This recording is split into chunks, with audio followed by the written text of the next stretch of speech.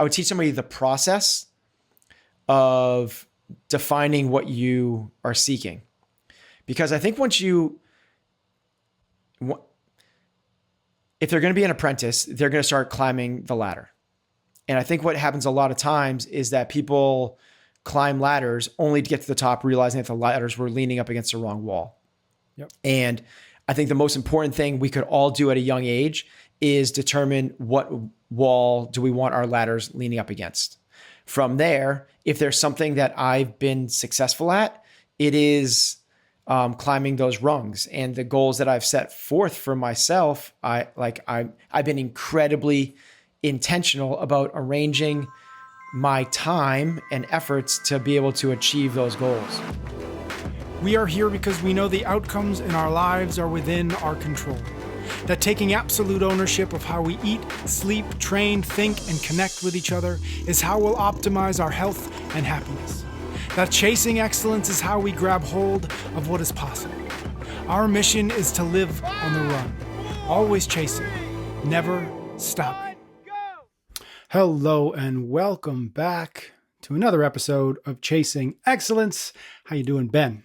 I'm doing excellent, Patrick. Now I always think about like the person that said, "Are we ever not excellent or never good?" We're never not great. I thought about that like a lot since you brought that up in the last recording or whenever I think about that question all the time now. It's like, how are you really doing? And the answer is usually almost always really, really good, if not better.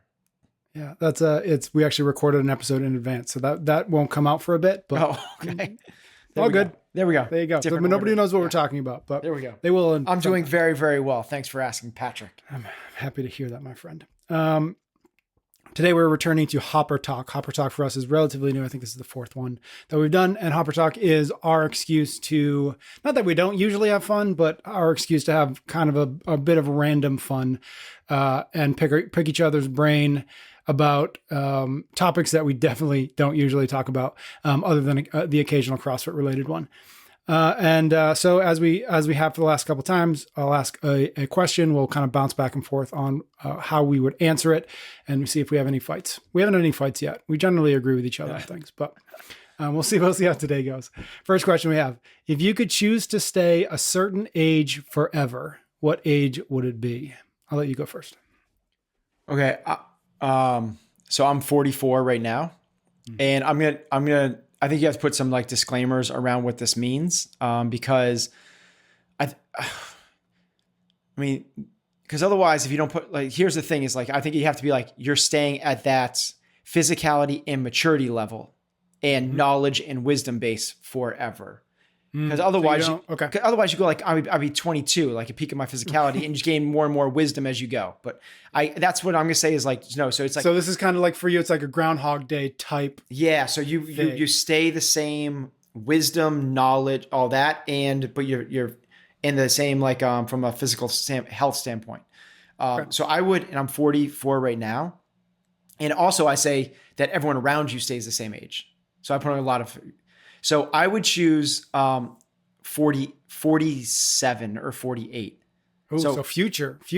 I would go future. Oh, I didn't anticipate that. Okay. Well, I think that every year gets better. Like honestly, every decade, like I really enjoy my teenage years were good. My 20s were really so fun. I loved 30s, and 40s have been even better. So I think that my later 40s are going to be even better. But I do feel like at 50, like maybe some sort of like physical stuff might start to pop up, and I don't want that. Yep. I also want 3 or 4 more years older of my kids so that they're more capable. So my youngest now are 7 and 9.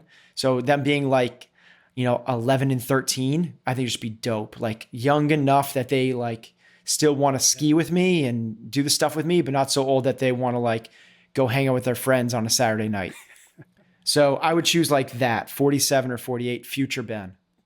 Oh, I love that. I didn't even think about future. Yeah. Now I just want to steal your answer. That's the age, right? That's like, it's any age. Like, yes. That's a great point. Yeah, I hadn't thought about that. The only thing that I really thought about was, and it's kind of, maybe to explain how I got there was a little bit of context. There's a movie, I don't know that a lot of people saw it, but it's called About Time. It's like a British romantic comedy type thing. It's actually not bad. but the premise of it is that the men in the family the have the ability to go back in time. They go back in time and they can bop back and sort of like a whatever random ability that they have. And so the story is about this young guy kind of figuring that out, falling in love, et cetera, having a family. And one of the things that happens is he goes back in time to a point in his life before he had kids. And he does something, he fixes something, blah, blah, blah, comes back to the present time, and he walks into his house to say hi to his kid, and his kid is a different kid. It's a different gender, right? The idea being, of course, like you go back and everything going forward changes, right? And so as I was thinking about this question, the only thing I really thought about was like, well, it has to be sometime at least within the last 4 years since I had your kids. Yeah. Yeah. And because beyond that, like I can't go back. I never want to go back to a time before that. But now, like your point is perfect. Like a little bit older, still kind of everything is still working well and going well. So I'm going to go, I'm going to copy you and say like 45, 47, something like that feels perfect. I'm telling you, 44 is a great year. So yeah. All right. And I'm going to be 40 this year. So I'm not too far behind you. All right. Next question. Should we normalize and celebrate adults taking regular naps like we do small kids? Your turn. I think absolutely yes. And the reason I think is when I think about the there's a lot of time traveling in this episode, I'm realizing already. When I think about the future, when I think about like what the world is going to demand of us, of people in the next, whatever, 5, 10, 15, 50 years, whatever, as automation and AI and robotics improve, rote tasks, things that we're doing now that are going to be able to be automated, they're going to be taken away from us, right? They're going to, computers will be doing a lot of the things that we're doing now, which leaves us, one, to figure out, well, what are we going to do? And we as a species, like where are we going to fit into this new automated, robotic, AI-driven world? And the answer, I think, is we're going to be creative. We're going to have to figure out what's next. We're going to have to figure out, the author, he's a founding editor of Wired magazine, Kevin Kelly. He asked this question in one of his books, which I love, which is, as these things continue to happen and as automation and robotics continue to grow, the question we have to ask ourselves is, well, what are humans for? What is our role? Right now, what we're for is a lot of manual labor, quite frankly. And as that disappears, well, we've got to ask ourselves, well, what are we for? And I think the answer, while I don't certainly know the answer is going to come by being more creative, by being by thinking, by being more innovative, by being more innovative. How does this relate to naps? You are more creative when you are more rested. And so the more rested we can become, however that happens, whether it's naps or whether we just get to bed on time, I think ultimately is going to be more beneficial to ourselves individually and us on a society level. So if naps are the way we have to get there, I'm all for it. So I'll jump on one of the last points you made, which is we should be celebrating more sleep. I don't think we should be celebrating more naps. I actually think naps are the compensation for lack of sleep. So to that point, I think if we have to take naps during the normal waking hours that we're supposed to be awake, that seems like we're just compensating for doing something else poorly. So we're Band-Aid. Yeah, exactly. We're Band-Aiding the real problem. So I think what we should be doing is not celebrating what we've come as a society to celebrate is the person that is the most busy, the most rushed, the most overworked, that gets the least amount of sleep because those people seem like they're the most important and we're placating to people's egos rather than their health and their creativity and their productivity. So I do not think we should be celebrating naps. I think that we should be celebrating sleep and anything underneath. I know they say 7 to 9 hours, but is that 7 hours of actual high quality sleep? Or is that 7 hours of being in bed? And if it's of actual high quality sleep, like very, very, very few people are getting that.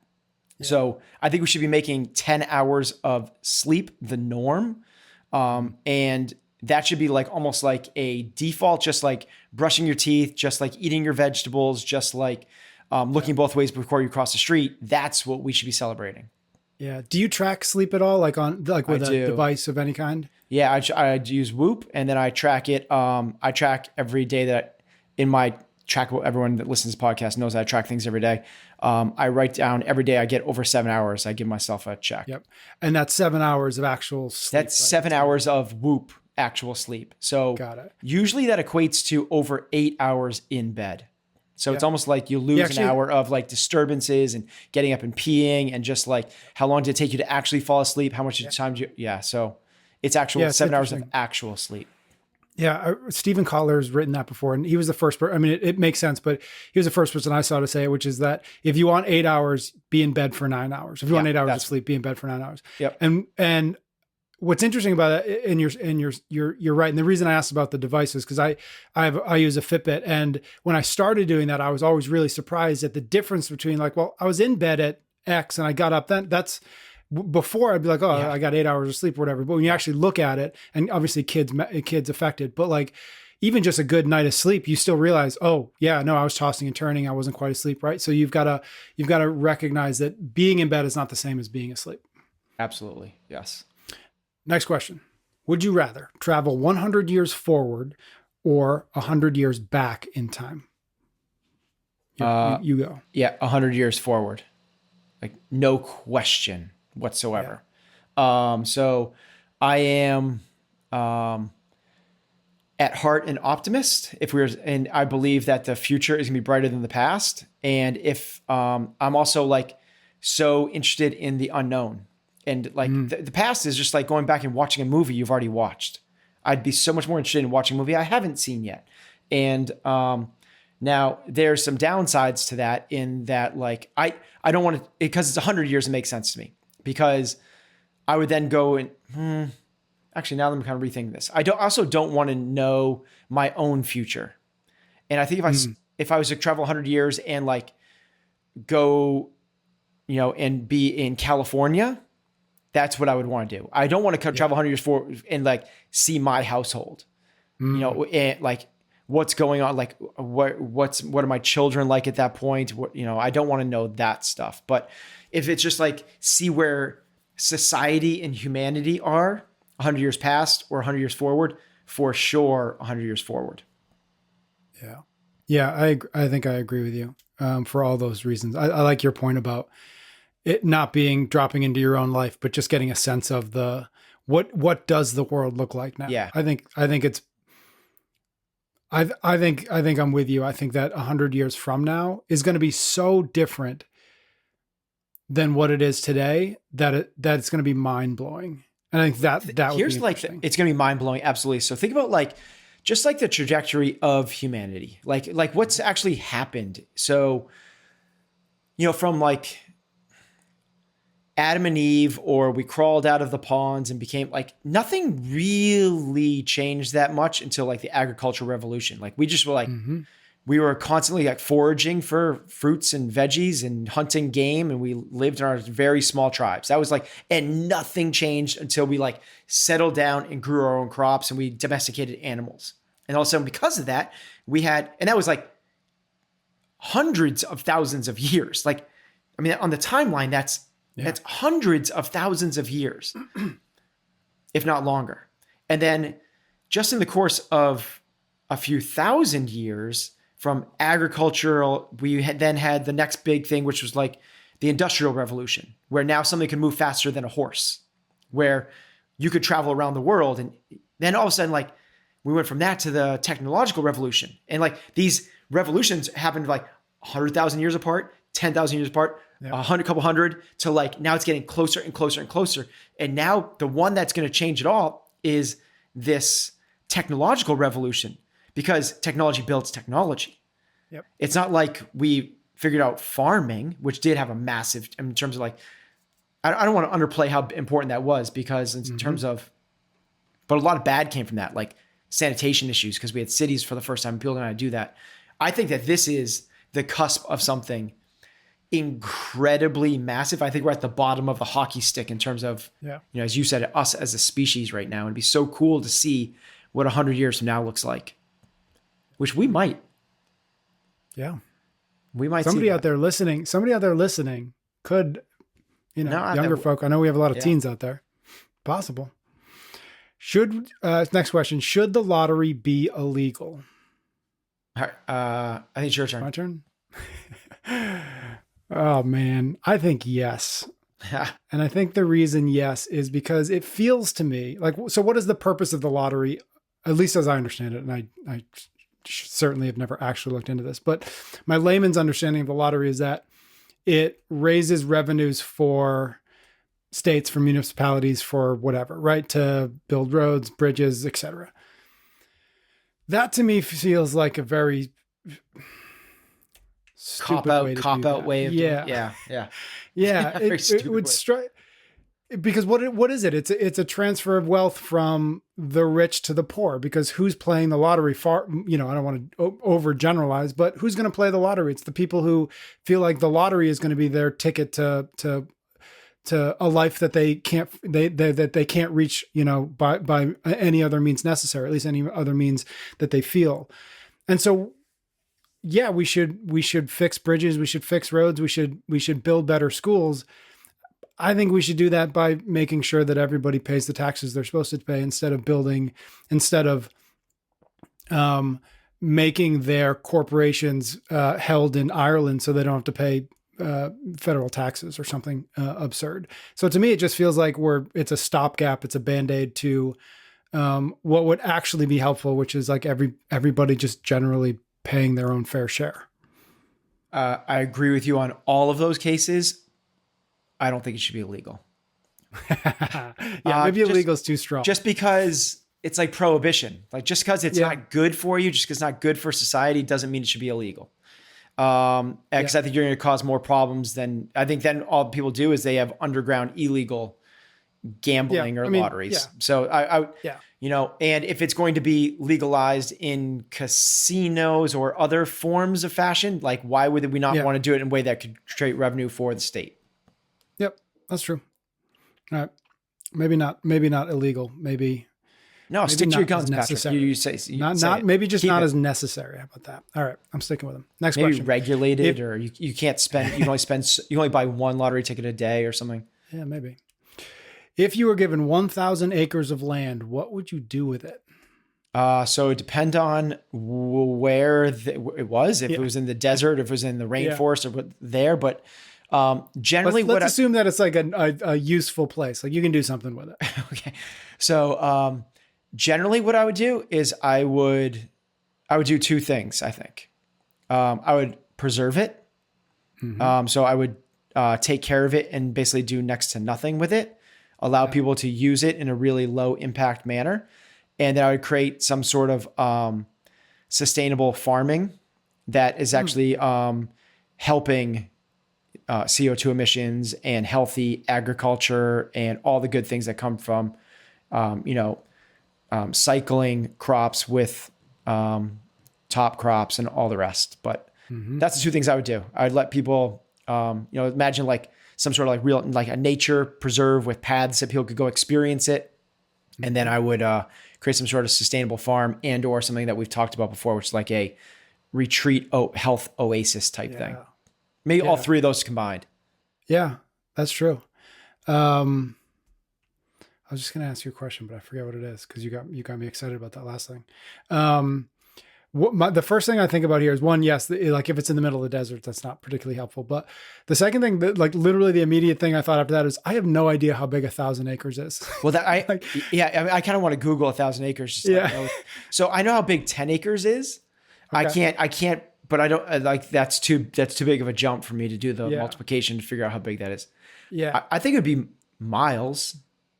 Yeah. I mean, it's certainly. We're probably like exposing our ignorance and idiocy right now. Our listeners are going like, "Oh my god." let's do it in miles. I would say like, let's say you have like 10 square miles. Mm-hmm. Okay. So I think what I would do is I love the last way thing you off said. Of that. Yeah, actually, that was my question. Is do you think the farming and the sustainability and all that stuff? Would you do it as Would you do it as like a proof of concept type thing, where like you're doing it so that you can show others how it can be done, or are you just doing it because like that's a good use of use of land? Well, I'd have to have someone else show me how it was done. So I'm definitely not doing it as proof of concept. So I would get someone on my team that knows what they're doing, and they would hire another team that really that also knows what they're doing. And I would be a part of it. And I would be able to, like, move the soil from, place to place. You do the manual labor. Yes, I would do. Yes. Yeah. I love shoveling. So I would be the shovel guy. Cool. I love what you said. I think the only thing that I thought about was maybe to harken back to a previous HopperTalk episode where we talked about the Flow Hotel, which number of people told me rightly that I should have just said Flotel, which cool. So maybe what I thought about is maybe for you. Yeah, maybe create a similar to what you said, but a getaway that allows folks to for extended periods of time get into a place of creativity and flow, health, all that stuff, and really build the entire environments that would allow that to happen. I think that'd be fun. Next question. What is one thing you would change about how CrossFit started that you feel would have a positive impact or positive effect today? Get your turn. Me first? Yep. I think the first thing I think about is I would have called the CrossFit game something else. I would have called, I don't know exactly what I would have called it. I should have come up with some creative name for it, but I would have called it something else. Everything else could have been the same. You're not saying games, you're saying don't use the word CrossFit. Don't use the word CrossFit. Yeah, so like the fitness world championships. Yeah, something cool, but something that would allow the separation that I think is still, we've talked about it a bunch. The lack of separation breeds a lack of clarity, and the big, sexy, loud, expensive thing then therefore is adopted as the everything. And I think that's the thing that's hindered growth for the last 5 years is people's misperception that one is the other and the other is this thing. And so that's what I would do. I would maybe call it something other than the CrossFit Games, just so that there's a little bit of space in between those things, so that those two identities, those two brands could have been built, again, in parallel, but not identically. That's a cool answer. I disagree, but I think it's a cool answer. Yeah. I know. I like the synergy between the two. I just think it's, maybe this is the answer, is they didn't do a good enough job of showing the differentiation, explaining the differentiation, but that's still not my answer. I would have done same type of thing as in terms of like you said, like what's the thing that hindered growth or created some less than favorable opinions in the marketplace. I would have, I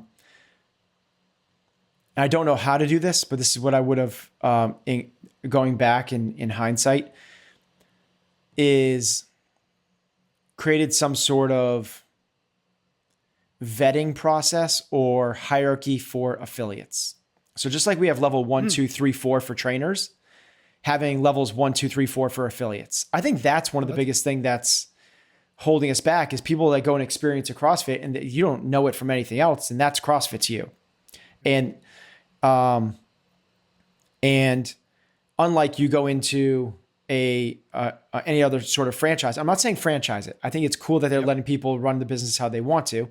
I would have given more business support to affiliate owners.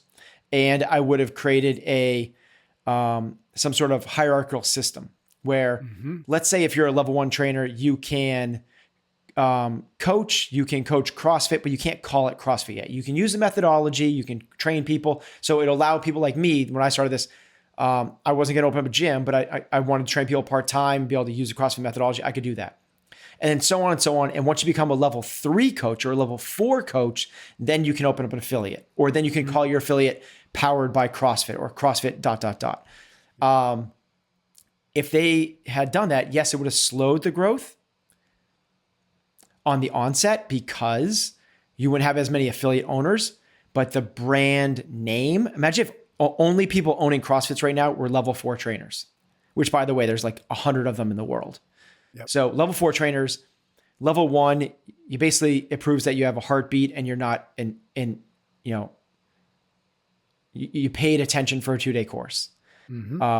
Level 2, you got to have some sort of understanding and you got to really pay attention during the 2-day course. Level 3, you have to have a really deep knowledge base. It's just a multiple question. It's like 300 questions, but it's a difficult examination to pass, the most rigorous in the fitness industry. And I have my CSCS, and it is legit in terms of the knowledge base. But again, there's no real coaching happening because it's through a online examination. Level 4 is you are coaching a class, and these incredible coaches are critiquing your ability to be a good coach. Basically what they're saying is, we now knight you. You can represent CrossFit. You are one of the few. You are one of the proud. We want you to be walking around as a beacon, and we are going to imagine if only those guys had affiliates. Now I get it. Like, that's kind of like, I'm not saying that should be the case, but man, like those gyms would be insane, like in a good way. So I don't know, some sort of vetting process for affiliate owners, some sort of business help, some sort of hierarchical, something like that. Interesting. I never thought of that. I never thought about connecting in some way the training levels, the level 1, level 2, level 4, with the affiliate itself. I mean, obviously they're related. They're interdependent, and they are. That's the other part too. Yeah. It's like one saying like you're a great coach, but it has nothing to do with the ability to run a business. So maybe it's not even that. Maybe it's like you have the vetting process for affiliates, but then you then have another system that people run through, and it's like, are you a good business owner? Yeah. Like, do you have a proven customer journey? Are you are you reviewing your coaches appropriately? Do you have good just normal operations? Are your finances sound? And like you have like a level 1, 2, 3, 4, and then when you go on the affiliate finder and you're looking for a gym, you could be like, I'm looking for and people might price themselves differently because of that. Like, I want a level 4 gym, like a gym that's like a great business. And it's like, like a star system, beyond just like the customers reviewing, because the customers, they're reviewing against their own experience. Like they're children. If you ask, children how good their family is, everyone's like, good. Until they become teenagers and they're like, it's bad. Yeah, that's interesting. I'm going to think about that some more. Because I like the idea. I think it's that. It's just an idea. I'm not saying this is what they should do. But what I think is interesting in there is, or part of it is there a way to objectively measure or objectively label an affiliate? Well, we're doing with coaches. It's the same thing with coaches. Yeah. Right? Yeah. And then the question is like, how do you then objectively label a gym? Because back to what you said, a level 4 coach might be an amazing coach and really terrible at responding to emails within 24 hours. Right. Just those two skills aren't necessarily. So all you do is you create, as you said, an objective assessment. And that assessment could be somebody doing an assessment, or it could be a little more finite in that they have to hit certain requirements. It's like, and if you hit these requirements, it's kind of like, I don't know, I'm sure that like to be a Michelin star thing, there's certain things you have to do to uphold certain standards in other industries. It'd be the same type of thing. If you want to be this, you have to be able to, like there's these like green companies. I forget what they are. Like Patagonia is one. Like what are they called?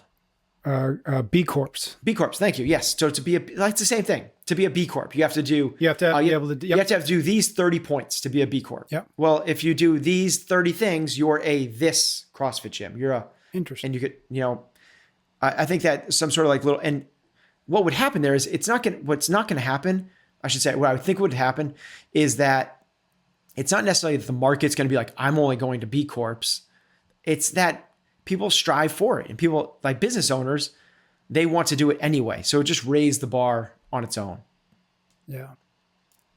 I don't think many people when they're buying a new coat are going like they're Googling like B Corp corporation coats. Mm-hmm.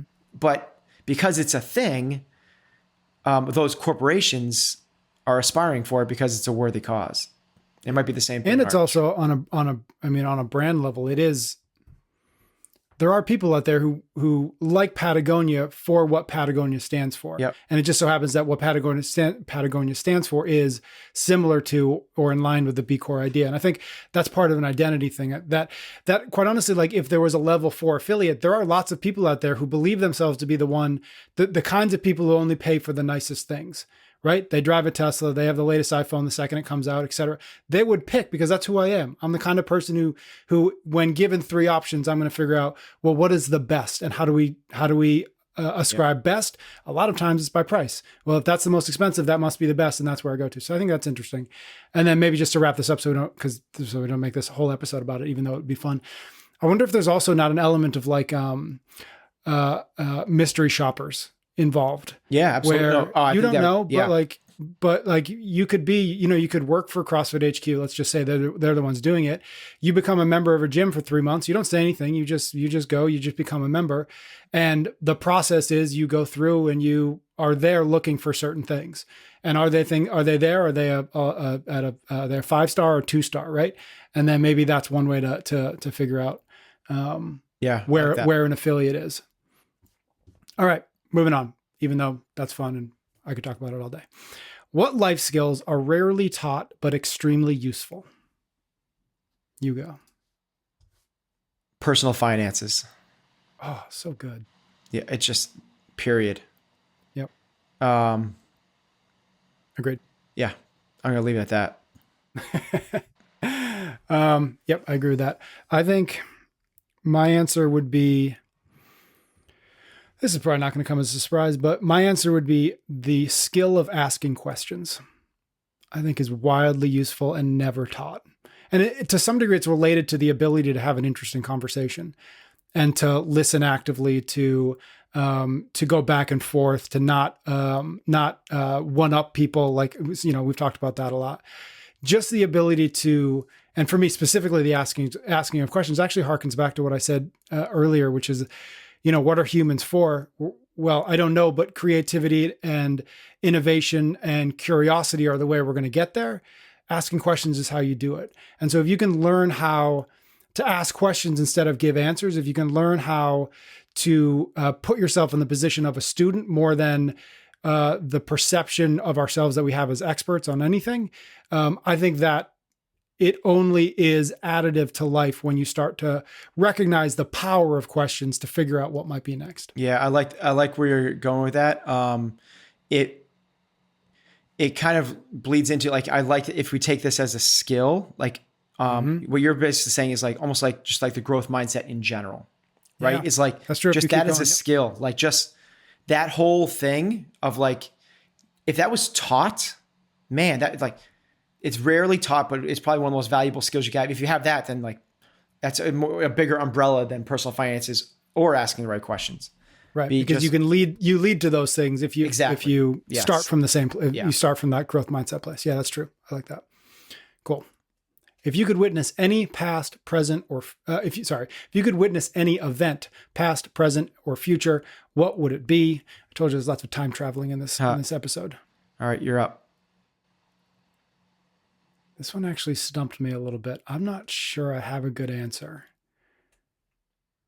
I'm just only because we've talked about it a little bit and it would be awfully interesting. But if I could witness the first human turning, let's say 150, I think that'd be pretty fun. Super cool. Yeah. Yeah. I love that. 150th birthday, like the first 150th birthday party. I'd like to witness that.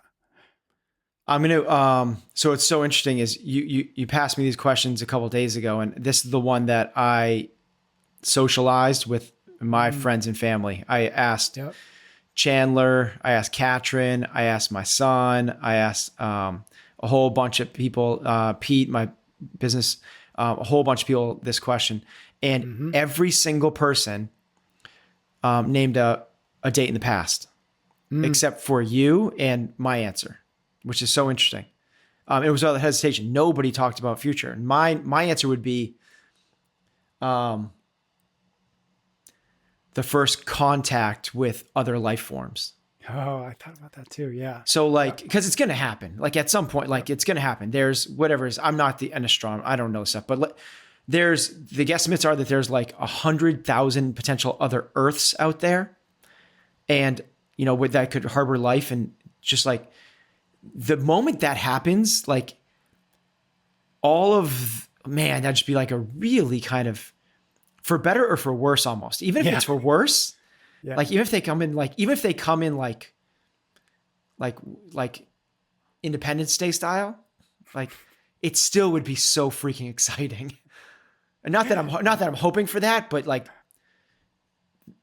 that I'm hoping that it comes in the other form, that they come in more like, you know, like we come in peace and we have all the cures to your diseases, and you know, we know how to cure your environment. But that would be just like I think that'd be such an amazing like turning point in humanity, in the world, in the universe, because they'd also go like, hey, we're, you know, 400,000 years ahead of you guys. Like, you know, this is all the new stuff. And we just like, humanity would like go fast forward, like in a blink of an eye, we would have like, it'd just be like such an incredible time.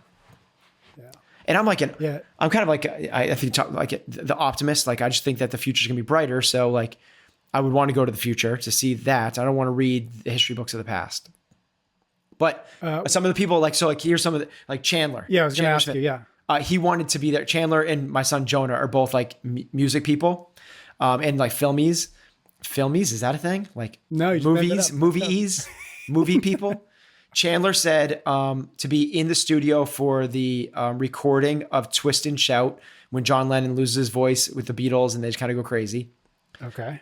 Jonah, my son, said the filming, he had like, son Jonah is like, he's 16. He's like, so he predicts 85% of Oscar awards, top to bottom, like even the ones like best editor, like best, I don't even know what these categories are, right? Like best, I don't even know, but he can predict 85% of them. He's the filming of Superbad, the movie. Pete, my CEO with CompTrain, said the D-Day invasion. Yep. Trying to remember what Katrin's was. Katrin said the beginning of it all. Like whatever that is. Like when we crawl out of the pond, or the Big Bang, or Adam and Eve, or whatever that is. She just wants to see it start. I like that. Yeah. So there's some other answers. All right, cool. Love them all. Next question. What is something that most people learn only after it's too late? I'm going to mix these. I think I'm going to mix these two. It's going to be one answer, but it's two answers. Okay. The present moment and relationship, those two things, the present moment and relationships are actually what really matters. So, I mean, it's like that whole thing when you ask people on their deathbed, like, what would you have done differently? And very few people are like, more time in the office. I would have, you know, I really wish I had earned that extra million. You know, I wish I had been valedictorian. I wish that I had, you know, scored 6 extra goals. They're all kind of like, I wish I had just spent more time. I wish I had just like been more aware and, you know, more present and more. So it's that thing. Like it's the same thing with like, you lose somebody. It's like you just want that extra time with that person. And well, if that's the case, when you lose somebody, when you lose yourself, what's the thing that you're going to look back and like, it's too late? It was kind of the question. So to me, that's the real thing. Is like, and I think we can all bring that present, that hindsight into the present moment. And maybe with that, it also goes like, don't sweat the small stuff, because that's what pulls us away from those the things that really do matter the most, you know? So maybe there's 3 answers there: relationships, present moment, don't sweat the small stuff. Yeah. Yep. Obviously I agree with all those. I think those are great answers. Mine is recognizing or realizing fully that nobody is thinking about you almost ever. And to stop obsessing about what somebody thinks about you, or worrying if somebody likes you, worrying if they care about the shoes you're wearing. Mostly everybody's just thinking about themselves most of the time, and just living with that, just easing yourself into that, I think lowers, I'm honestly just thinking about myself in high school. That would have lowered my general life anxiety by about 100%. if you just realize that like nobody really cares. The Winston Churchill quote, like in your 20s, you're in your 20s, you're so worried about what other people are thinking of you. In your 40s, you stop caring what other people think about you. In your 60s, you realize no one's thinking about you anyway. There you go. So if you could speed that up so that you're not in your 60s when you realize that. And that's why, like, going back to the first question or one of those early questions, is like, that's why 40s are pretty awesome. It's like you really do stop caring so much about that stuff. Yep. And not entirely. I'm not saying I don't. No. But it's better than it was. Yep. Agreed. If someone asked to be your apprentice and learn all that you know, what would you teach them? Your turn. I would first how to grow perfect amount of stubble. That's easy. So I think when I think about it is, okay, first, if it's an apprentice, you got to assume that they're relatively young, right? Like you're not going to apprentice, I don't think, with a 35-year-old, right? So getting them relatively young and what would be useful, helpful for somebody, let's just say, for me anyways, as I was thinking about it, like 17 to 19 would probably be the ideal age for this particular thing. And the thing is, I would want them to learn, and I'm by no means an expert at it, but this is what I've kind of spent whatever my professional life has been trying to figure out how to do it better, which is to build what I consider to be communication skills. And by that, I mean the ability to write, the ability to take pictures, the ability to make video, the ability to create or produce a podcast, the ability to create graphics, whatever that might be, some amount of graphic design, the ability to create a website, to have enough skill to figure out something like MailChimp, right? All of those things are kind of, to me, in the same bucket of communication skills. And the reason why that's what I would try to teach them is because that becomes a bridge to wherever you end up, or could become a bridge to wherever it is you might end up going. So if I can get you at 17 and 19, really understanding the power of those things and really working on the skills of those things. And at 21 or 26 or 29, you decide, oh, this thing that I'm doing isn't what I want to be doing. I want to go do that thing. Well, now you have the skills to actually start getting yourself toward that. Right. So if you want to go start a gym, if you want to become a coach, if you want to start a business, if you want to start a nonprofit, if you want to become a teacher, the communication skills that I just laid out would help get you there faster. And they would help you get there faster without needing to rely on other people who have those kinds of skills. Because in the world that we are in now, the world that we're going to continue to go in, communication is leverage for everything and anything you want to do. And so either you have to have those skills, or you have to find somebody to have those skills and convince them to come help you build the thing or do the thing or go on the journey that you want to go on. And so if you could yourself own those skills, you can then either partner with somebody else. You could build that, you could use those skills together, or you could just simply go and then attract the kind of people you need on that journey to help you do that thing even better. Yeah, I like your the idea of it. The skills being transferable, right? And it's not this transactional thing of like, I know Excel, let me teach you Excel. It's like, right. Mine would be, well, if it's teach them everything you know, I think was the question. Like, to me, it's more of a question is like, that's an impossibility. It's more about like, where do you start? Yep.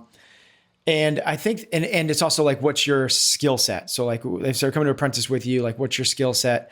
And my skill set is as a business owner, like you, as a communicator, and as a coach. And I think that the thing that kind of is the through line between all of those is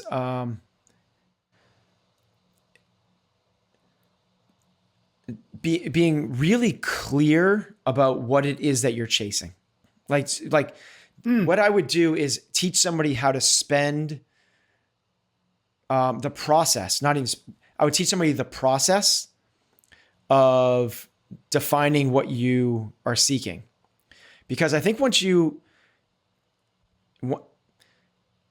they're going to be an apprentice, they're going to start climbing the ladder. And I think what happens a lot of times is that people climb ladders only to get to the top, realizing that the ladders were leaning up against the wrong wall. Yep. And I think the most important thing we could all do at a young age is determine what wall do we want our ladders leaning up against. From there, if there's something that I've been successful at, it is climbing those rungs. And the goals that I've set forth for myself, I've been incredibly intentional about arranging my time and efforts to be able to achieve those goals. Whether it's a successful affiliate or win the CrossFit Games with a team, with individuals, earning potential, family life, how much time I'm spending life, like all the things that. And then what we just do is we keep on like shifting and moving those things so that we continually be as intentional with the next thing that we're chasing. But to me, that's the missing link that and most young people or most people that are seeking things don't quite have. Is there's this, I would like to say there's a disconnect between what I want and what I need to do to get there. But the disconnect is they're not beginning with the end in mind. They don't know what they want yet. So if there's one thing I would do, I would teach them how to begin with the end in mind and then how to take the necessary steps backwards to figure out where do we start today. And it's not complicated, but I mean, you've been with me on this journey since I started this thing. It's not complicated at all, but it is iterative. It takes, you're constantly tweaking and changing it.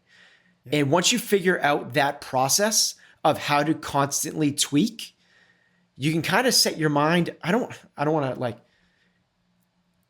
you can set once you do it, you can kind of say, begin with the end in mind anywhere. And I really believe you can achieve anything. Like if you and I wanted to go and take one of your things, be around and alive to see someone turn 150. And you and I really, really wanted that. I believe that you and I could make that happen. I honestly do. Like that's to that level. And obviously that's never happened before in the history of the world. So anything short of that can happen. It's just a matter of this process. And I don't want to say I've totally figured it out, because I haven't, but I feel like that's the biggest missing gap that I had when I started this thing is I didn't know it was about beginning with the end in mind. I thought it was just about like, so the question people ask me is like, what's your 5-year plan? I'd be like, I don't know. I'm just trying to pursue excellence today. That's such a cool, snazzy answer. It's a cop-out answer. It's a total cop-out. What it means is like, I'm just going to do the best I can today and work as hard as I can. Yeah, and said another way, I'm climbing the ladder not knowing if it's leaning up against the right wall. Like take a step back. And once you take that step back, all of a sudden your daily routine, like people are like, I know I'm taking a little bit longer here, but they're just kind of waiting for retirement instead of optimizing the day. Like that to me is like what we should all be doing is I would teach people how to optimize the day. Like dial in the day because that's all your life is the sum of your days and make every day so disciplined yet phenomenal. Like it's going to be so similar, but that similarity allows you to be different whenever you want it to be. For example, like yesterday, if you say like 3 o'clock on a Tuesday, I know exactly what I'm doing. Like, and it's not and 5:45 a.m., 5:45 p.m. It's like that, but it allows me to every now and then to completely detach and completely do something completely different. And I know what I'm doing, not because I'm at work, like that type of thing. I'm doing it all of those minutes. I am loving what I'm doing. I believe that's attainable for everybody, that we can love every minute of our day. I really believe that.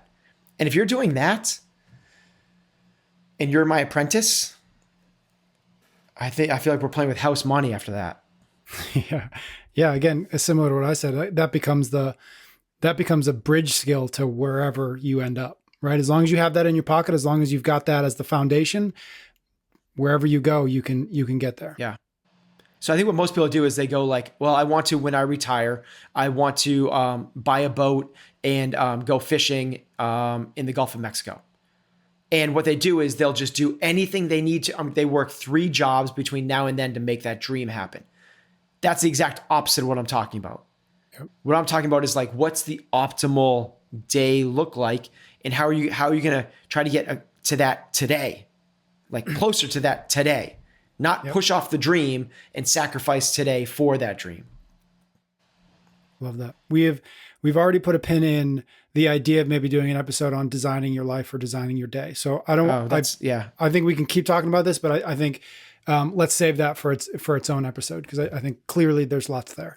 Okay, next question. Is the first impression of a person always right? So whenever there's an always, the answer is always no. That's true. An always or a never the answer is always no. So correct. I should answer that with an always.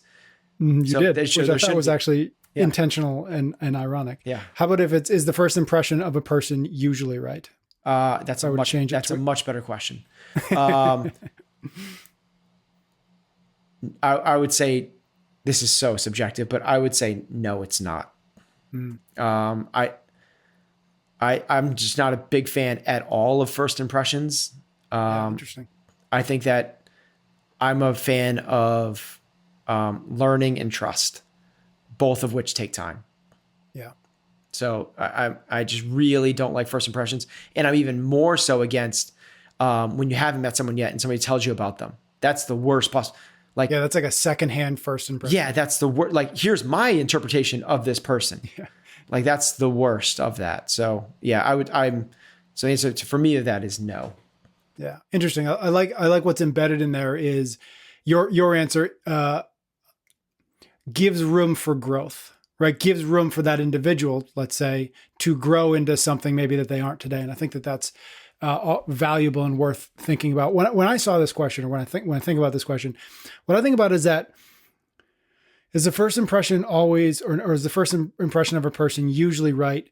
Yeah, it's usually true, but it's not the entire truth, and I think that those two things are an important distinction to make. I think when I meet you, I'm going to get just a glimmer of who you are. But it's just a glimmer. And I think that the problem with assuming that the first impression is the entire person is that there's no possible way that can be the entire person. And so what I would say is yes, but the glimmer that you see is not enough for you to get a sense of who they are. Yeah. I would further it with, the quote that we've used before is like, be curious, not judgmental.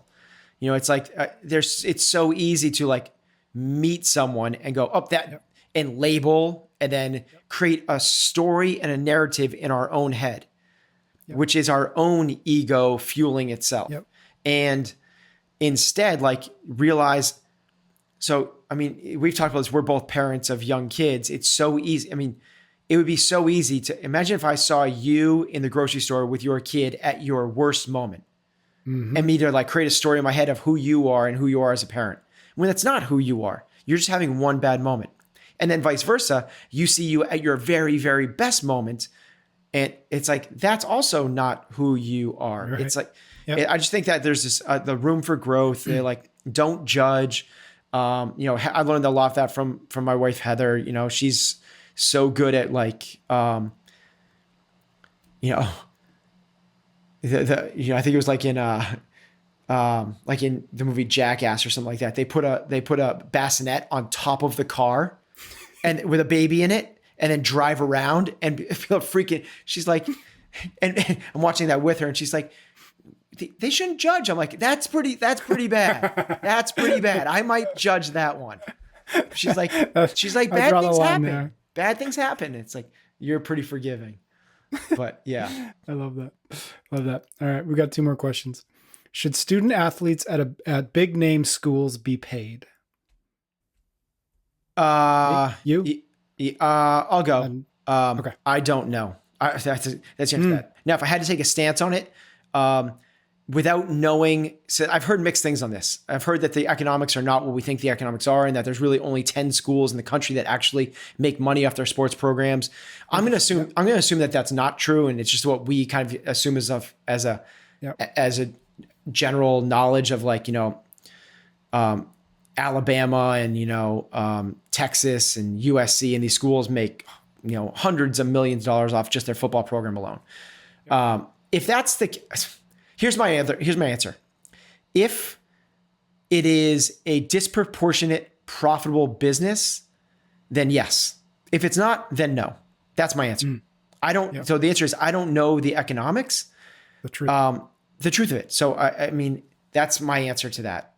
Because if you say yes across the board, that could put a huge hole. Because I just really think it's the Division I is the haves and the have-nots, right? Like Alabama and Clemson and Ohio State, Oregon, these schools are probably pulling in close to $100 million a season, not paying their athletes. But I have no idea, what the, University of Massachusetts and these other these, Toledo, or what are these, more like second or third tiers. And if everyone has to pay, that's going to just make the disparity even greater. So, so I don't know if they're making money, it's across the board, or there's some sort of profit share. Short answer is, I don't know. I'm not informed enough to make a good answer. That's exactly what I was going to say. I'm with you in pleading ignorance. I'm sure that lots of smart people have come down on either side of these. The only thing I thought about, and again, it's mostly here's maybe the thing is, like, I'm not against it, right? That's probably the answer. It's more of if it's a more philosophical question of like, is it wrong for student athletes to get paid? The answer for me there is no. Like, if they're creating the business, they should be able to benefit from the business. Yeah. Yeah. The only thing, and I agree with that, I think what I started thinking about, again, out of mostly ignorance, is I think it'd be an interesting scenario where you look at it in the same way that you look at joining the team of a startup in the early years of it, in the sense of you get equity or you get stock options, but but they vest over time. And so what I started thinking about is, well, would it be interesting if you stay for 4 years and you play that sport for 4 years, the 4 years or 5 years or whatever it is, after that, you get a certain stipend. You don't get it while you're at school, because I think that complicates life in a way that is probably unnecessary. And so you don't get paid. You get, obviously, they're on scholarship, so it's not as if they're shelling out cash to do this. But so you're on scholarship for those 4 years. And then again, for some period of time afterwards, you get profit sharing, like you just said, if you stay the full 4 years. The reason being, if you bail, then just like at a startup, if you leave after 2 years, you're not going to get invested. Yeah. Yeah. Or if these are really big schools, if you go pro, well, then you don't need this stipend. Right. Yeah. So anyways, I thought cool. that was a way to maybe bridge the gap between the yeses and the nos. Last question. What's your favorite CrossFit Games event ever? Okay. So there's, I don't know if I have, I'd have to think more about this to create my favorites, but one that pops into my mind a lot that I really enjoyed from a number of different perspectives was the rope climb snail. Do you remember that event? So it was, they ran the berm in the soccer stadium in the StubHub Center. So that awesome run, like, man, do I miss that. For people that don't remember it, they basically climbed 2 flights of stairs. Then they went over this big arching thing across the stair, which is like big hill run. Then they came down the other side, and it was incredibly visual because everybody ended up going single file because they went up the stairs. So it was like so easy to like, and everyone's in view the entire time. So it wasn't like a normal run where like, there they go, like watching a cross country meet, and like you wait 15 minutes for them to come back again. So the visual aspect, and you could see passes. It was just really, really cool. So after they do the berm run, they would come back down. They would do, I think it was 2 legless rope climbs. And then they would come down and they would push this huge, massive 400-pound red hay bale, round hay bale. And where they would push it like hand over hand, rolling it down the field. And they did that 4 rounds. And there was just so much. So it was very much a fitness test because there was so much work to be done, but yet there was a skill aspect or a gymnastic aspect with this rope climb. But there's also a can you figure it out aspect of this hay bale. So there's like learning something. No one had ever pushed the hay bale before. I was going to say. You couldn't touch it before you went on the field. So you had to figure out on the fly. And then there was this visual aspect of like watching, you could see the entirety of the race. And you know, like you watch like a Murph event and people are just doing squats in place. You have no idea who's winning until 30 squats later, someone moves forward. This is like every single second, it's people marching across the field essentially.